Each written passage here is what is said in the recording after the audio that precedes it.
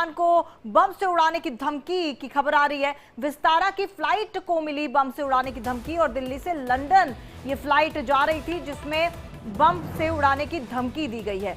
और हम आपको बता दें कि सोशल मीडिया के जरिए फ्लाइट को ये धमकी दी गई है और विस्तारा की फ्लाइट जो है इस बार टारगेट में आई है, क्योंकि लगातार हमने आपको बताया था कि इंडिगो, उसके बाद एयर इंडिया और अब विस्तारा, दिल्ली से लंदन जा रही है फ्लाइट और उसको बम से उड़ाने की धमकी जो है वो मिली है और ये धमकी सोशल मीडिया के जरिए दी गई है।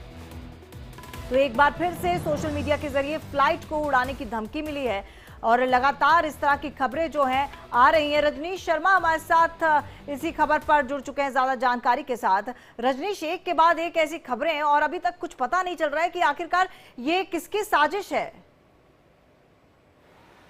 देखिए, अगर इस पर्टिकुलर इंसिडेंट की अगर मैं बात करूं तो विस्तारा की UK 17 फ्लाइट है जो दिल्ली से लंदन के लिए जाती है। लेकिन बताया जा रहा है कि जैसे ही ये दिल्ली से फ्लाइट उड़ी थी तो उसके कुछ देर के बाद ये बताया गया कि फ्लाइट के अंदर बम है, ऐसी अफवाह बताई गई, जिसके बाद फ्लाइट को आनन फानन में फ्रैंकफर्ट पे उतारा गया। उसके बाद 2.5 से 3 घंटे तक जो एयरलाइंस है उसकी चेकिंग की गई सघन, लेकिन संदिग्ध कुछ नहीं मिला, जिसके बाद फ्लाइट को लंदन के लिए रवाना कर दिया गया। हालांकि अगर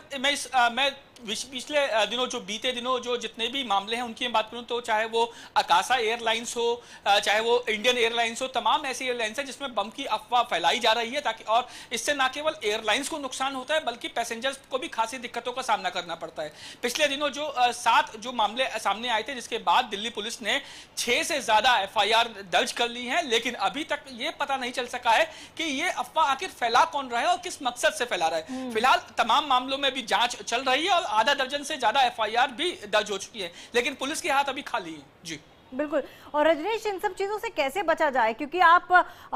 किसी तरह से, अब जैसे इसी मामले में देखा जाए तो टिश्यू पेपर के जरिए जो है वो पता चलता है, उसके बाद कई सारी ऐसी हमने देखा, इंडिगो एयरलाइंस हो, एयर इंडिया हो, तमाम एयर फ्लाइट्स को इस तरह की धमकी मिल रही है। इसे कैसे रोका जाएगा? और जैसा आपने भी कहा, इससे नुकसान दोनों तरफ होता है, एयर इंडिया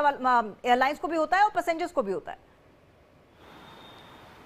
देखिए, बिल्कुल पैसेंजर्स का टाइम वेस्ट होता है, 2.5 से 3 घंटे लेट हो गए हैं। उसी बात की अगर बात की जाए, एयरलाइंस को फ्यूल के चलते और जो टाइम के चलते जो है दोनों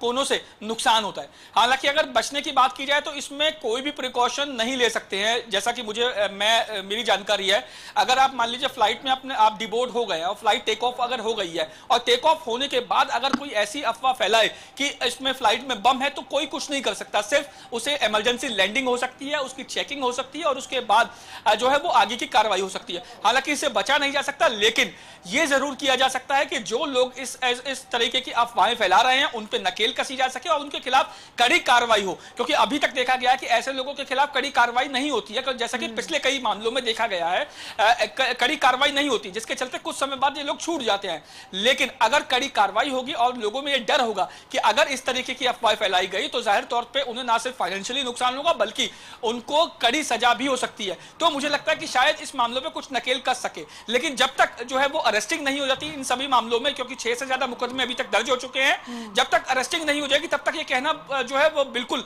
जल्दबाजी होगी कि कौन है शख्स, किस मंशा से कर रहा है, क्या शरारती तत्व है या कोई और मंशा है इसके पीछे। और रजनीश, संबंधित विभाग की तरफ से कोई जानकारी दी गई, कोई बयान आया है?